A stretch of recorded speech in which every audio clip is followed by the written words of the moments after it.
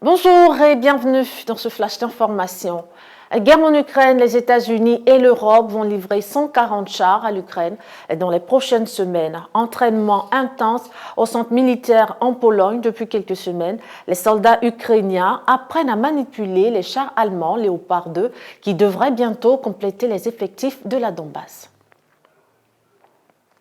Et au Zimbabwe, le président biélorusse en visite officielle, Alexandre Loukachenko en visite officielle au Zimbabwe. Ce lundi, le chef de l'État du Bélarus s'est rendu à Harare où il a rencontré son homologue zimbabwéen, Emmerson Mnangagwa.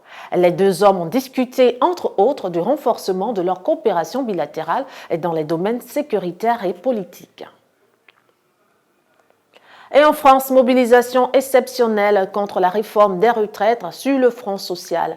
L'heure est toujours à la mobilisation face à la réforme des retraites. Ce mardi, ce sont au moins plus d'1 million de manifestants qui ont déferlé dans les rues des grands centres urbains du pays pour réitérer leur opposition au prolongement de l'âge de la retraite à 64 ans.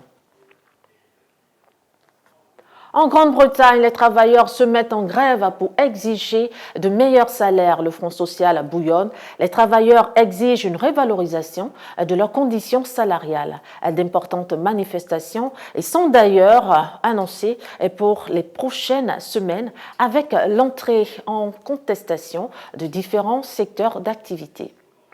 En RDC, le souverain pontife arrive à Kinshasa sous le signe de l'espoir. En République démocratique du Congo, où le pape François est arrivé ce mardi pour la première étape de sa tournée dans les rues de la capitale congolaise, la venue du souverain pontife suscite beaucoup d'espoir face au conflit en cours dans l'est du pays.